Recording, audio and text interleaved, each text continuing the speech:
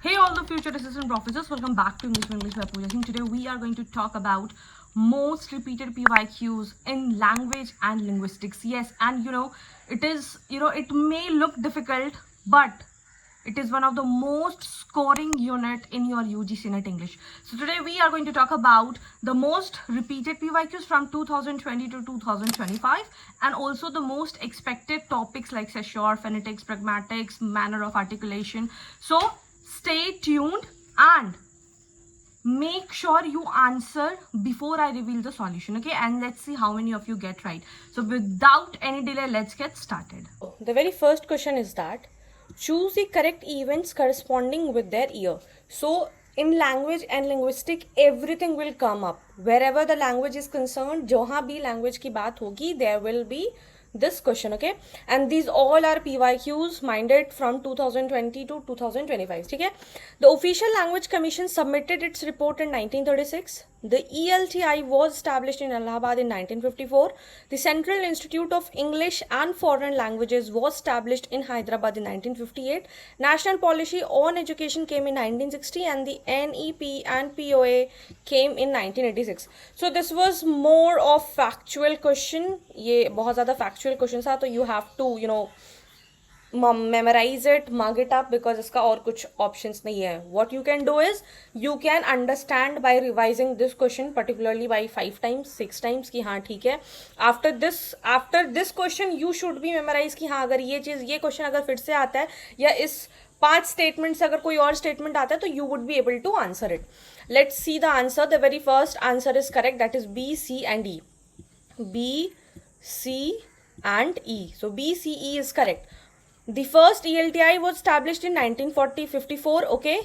Hyderabad was established in 1958, so this one is correct, okay? The first ELTI, इसका full form भी आ सकता है, English Language Teaching Institute was established in Allahabad in 1954, correct? Then the Central Institute of English and Foreign Language was established in Hyderabad, correct? Then the National Policy NEP and POA Program of Action came in 1986, this is also correct. So in this question if you know things then only you will be able to answer it, otherwise तुक्का मारना तो सबके बस की बात है, तो तुक्का मारिए, अगर सही आता है तो ठीक है और जिसका लक होता है उसका सही हो जाता है, but I don't think so कि ये तुक्का से भी सही होने वाला है.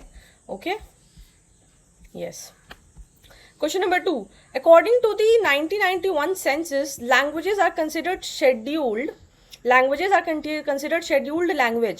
How many languages are considered scheduled? 17, 18, 20, 22.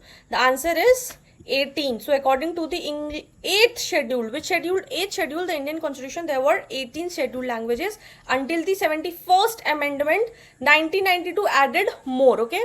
So as per 1991 census, only 18 languages were officially considered as scheduled language at time. So you have to remember that. Now moving forward to question number 3. So these are the questions. You have to match the following with these terms. Okay, I hope it is visible. Yes, it is visible. Okay. So A, collocation, inflected, polarity or generative. What you have to do is you have to learn it. If you are not learning it, you won't be able to answer it. So I will not waste your time much. We will directly go to the answer. The correct answer is 2. A ka 3. So collocation is a habitual association between particular words. Then inflected is a term in which a word varies form to show the grammatical role. Then the polarity is for polarity you can learn like positive and the negative sentences. Contrast होता है south pole and north pole, ऐसे कर याद कर सकते हो. And generative, it is a term borrowed. This is a very easy one. When I was focusing, I was just only knowing this one. A term borrowed in the turn 1960 from the mathematics into the linguistic by Noam Chomsky. So this is the question. This is the level of question if you think कि बहुत easy आता है. And बहुत सारे questions easy भी आते हैं, okay? There are so many questions that are very easy, but there are some questions that are tricky. If your concepts are clear, you are good to go, but if your concepts are not clear, you won't be able to answer it. So the correct answer is B, A का 3, B का 4, C का 2 and D का 1. I was just knowing D का 1, so मेरा answer सही हो गया था. According to Ferdinand de Saussure, what is the minimum number of necessary to complete the speaking circuit? क्या है minimum number to complete the speaking circuit? It is the 2. Now moving forward to the next question. Arrange the following stages of first language acquisition scheduled in its chronological order. The two-word stage, telegraphic speech, the one-word stage, cooing or babbling. Very easy one. This was very easy one from the language conception. The answer is 4. The very first step will be cooing, that is 6 to 8 weeks. Then the babbling around 4 to 6 months, when a baby babbles around for the words, the ear words. Then the one word stage, that is 12 to 18 months. Then the two word stage, 18 to 24 months. And then the telegraphic speech, that is the 24 to 30 months. Now moving forward to question number 6. If the glide is distinct enough to be heard, the vowel plus glide will be treated as what? So this was your PYQ. Again, all the questions are from PYQ only, if you can remember it. Okay, so this is none other than a sequence of two vowels. So when the glide is audibly distinct, the sequence is treated as two separate words, making it two vowels, not a diphthong, which involves a smooth glide within a single syllable. For that you need to go in depth. Okay, as of now we are just covering the important PYQs. I won't be able to make you understand a lot in depth, but yes, for the next classes we can consider it. The study of two human beings acquire language and how we use language to speak and understand is called. Again, this was very easy question. If you think that it is very easy question, very easy question. It is none other than the psycholinguistic. Why psycholinguistic? Because it is focuses on the cognitive process that involved in languages, acquisition, production, comprehension. So this is very easy one. Like all these are the broader aspect of something else. It is talking about the human beings. Kaise human beings are concerned with that. Now moving forward to question number 8. Who among the following Mughal rulers carried out an experiment for newborn babies to be raised in silence only to find the children produce no speech at all? Who was that? So it was none other than the Akbar, and he so-called conducted a language deprivation experiment, so that if children were raised in silence to determine if the language is innate or the children did not speak, leading to him conclude that the speech is learned. So he wanted to have an experiment, so he did, and then he concluded that speech is learned. Then the next question is the second language is what? Second language. The language second is importance in terms of the uses of language. Language used by second generation language. Learner's native language or mother language, or the learner's native language but not the mother tongue. Do let me know the answer. The correct answer is C. Any language other than the learner's native language, जो मेरा language है या फिर मेरी mother का tongue है, mother tongue जिसको हम बोलते हैं, suppose my mother tongue is Hindi, my mother tongue is Bhojpuri, so that will be my second language and not English and not Hindi. Okay, then moving forward, yes, I have a brief here.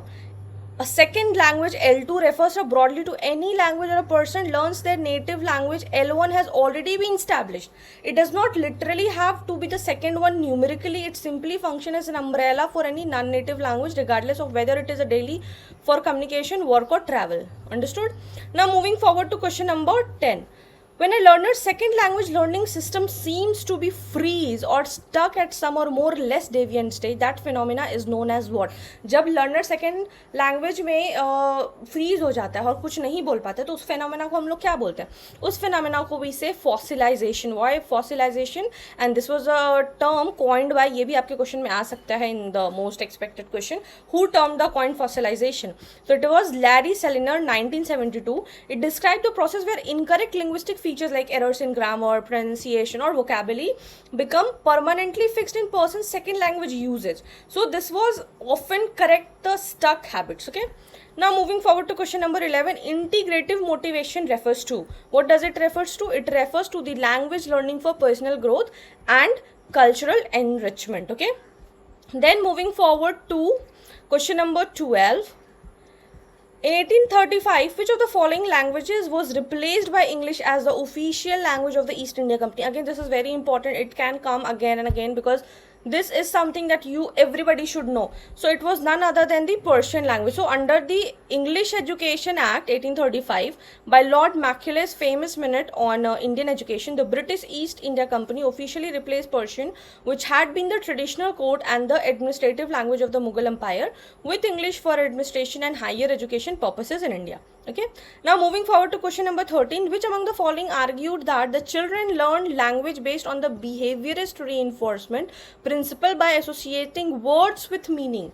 Who says that? Words with meaning. Okay, so it was none other than the B.F. Skinner. Again, very important question. Okay, it was why? Because he was a pioneer of behaviorism, and he argued in his book 1957 that verbal behavior, that is a learned behavior. He believed that children acquire language through operant condition, means they mimic sound. When they hear their father mother by khana pina, they say drinking water to pa. They say to drinking water to pa, because they know that their father and mother, they are saying pani. So they are not able to say a long word, but they say pa. Like a smile or a receiving a toy when they say the word. So this is the thing when he says that in the Noam Chomsky for innate capacity. Now moving forward to question number 14, the full form of MLAT. So it is Modern Language Aptitude Test. It was designed by who? It was designed by John B. Carroll and Stanley Spoppen. Forward to question number 15. Okay. The set of inflected forms taken by a single word is lexeme, morpheme, phoneme, sememe. It is lexeme. Okay. So a lexeme is an abstract unit of morphological analysis that represent the core meaning of word, all its grammatical variant. For example, play, plays, played, and playing, all are inflected forms of belonging to the same lexeme. Play means the word will be a play and the grammatical variants will be the lexeme, like play, plays, played. Morpheme is the smallest meaningful unit, that is a suffix ed. Phoneme is the sound of it. Sememe is the semantic meaning. So again, this is very important. Please kindly write it down in your copy. It will help you a lot in your examination. Now moving forward to question number 16. Who among the following has the first director of the Central Institute of English and Foreign Language, Hyderabad, now EFL University? So this was again a factual question. Professor V.K. Gogak. You don't have to go into depth on it. Now question number 17, which of the following best explains the term para-language? Why it is saying para-language? The ways in which people mask and what they mean by the words they use, the words in which they show what they mean by the words, carry meaning intended by the speaker, or the silence. So it is none other than the ways in which the people show communication. It is not what you say but how you say it. This is includes vocal features like tone of voice, pitch, volume, speech rate. That is called the physical gestures, and add a layer, that nuisance, to the spoken words. Now moving forward to question number 18. Which two of the following oppositions are best evoked by Hamlet's utterance, to be or not to be? So what it will be? It will be life and death, action, emotion, affirmation, confirmation, doing and abstaining from doing. It is between the life and death. He wanted to take some action of between life and death. He wanted to kill Claudius, but he was not able to. So here opposition was directly implicit, to be, to live, and not to be, that is to death and suicide. Moving forward to question number 19. Who among the following linguistics propose the terms competence and performance? Again, this comes under your language thing. So it is none other than the Noam Chomsky. See, these are the easy questions that come, being repeated again and again. Okay, you have to see this, the theory of syntax. Moving forward to question number 20. Which one of the following these statements define the scope of semiotics? Semiotics studies the sound of system language, semiotics science system, human science system, non-human science system. So it will be semiotics is a study of science system, rooted in pioneering the work of Ferdinand de Saussure and Charles Sanders Peirce. He had defined systematic study as science, symbol, and how meaning is generated and communicated, and I have made this a detailed video of this. You can go and watch that. Okay, then moving forward to question number 21. This is like very important one. Okay, identify the correct combination among the following. Spondy, it consists of 3 stressed. Paric, it consists of 2 unstressed.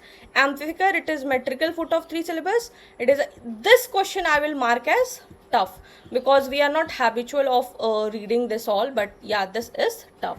So we'll directly see the answer. Okay. A spondy consists of 2 stressed syllables, not 3. So first statement is wrong. A pyrrhic foot consists of 2 unstressed, correct. An emphakimaker is 3 syllables, foot, correct. Rapid acrombibus is rapid 4 syllables, correct. Trochee consists of long stressed syllables followed by a short unstressed, correct. So B, C, D and E are completely, only A is wrong. Okay. Now moving forward to question number 22. Which of the following is a dead language? Cantonese, Frisian, Gothic or Yiddish? So it is the Gothic language. That is why we say that it is a it is extant East Germanic language that was spoken by Goths, and it has no living descendants today, and it is preserved primarily through the fragments of 4th century Bible translation by Bishop Ulfilas. So Cantonese, Frisian and Yiddish all are living spoken natively by the communities worldwide. Now moving forward to question number 23. You might have seen this in your December 2025.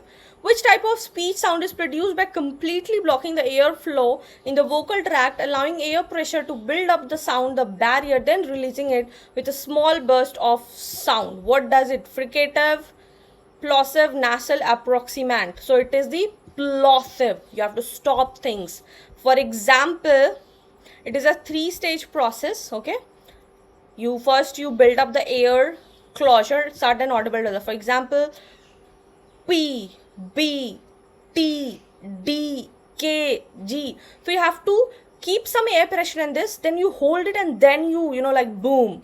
So that is plosive. It will sound P, T, like bomb, boom. Okay.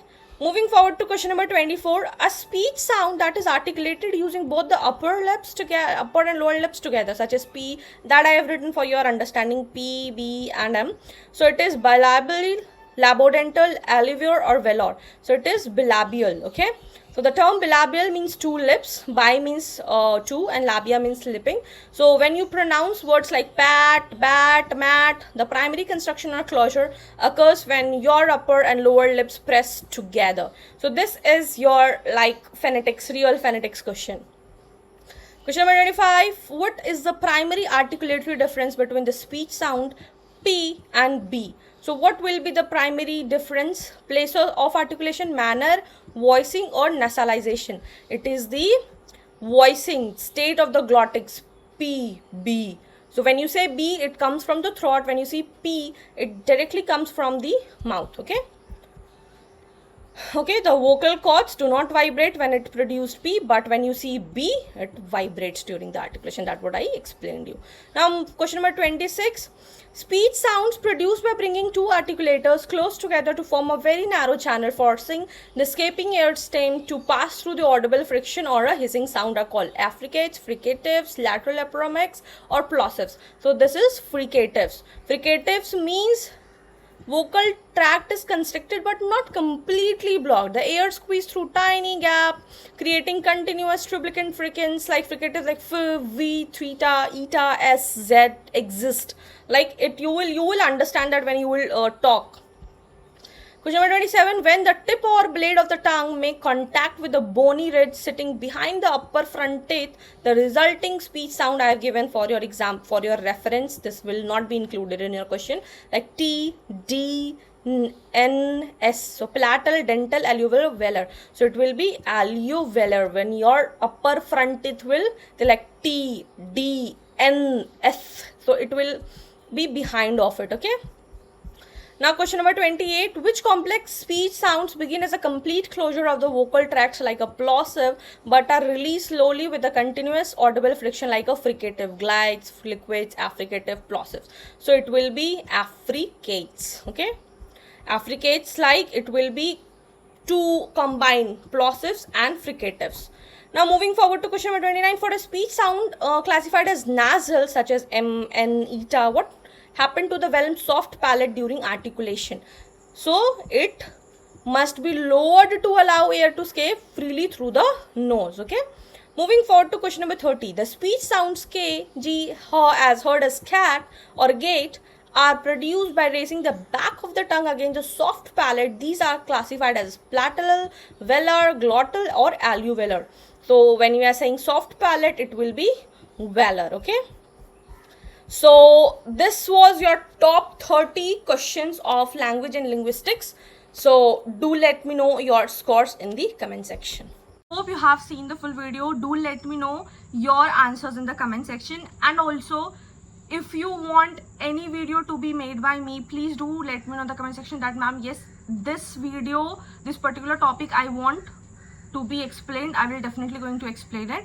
And yes, if you found this video helpful, do not forget to like, share with your friends who are preparing for UGC NET. And also, if you have not subscribed to English by Pooja Singh, do subscribe it now. Till then, keep learning, keep shining. All the best.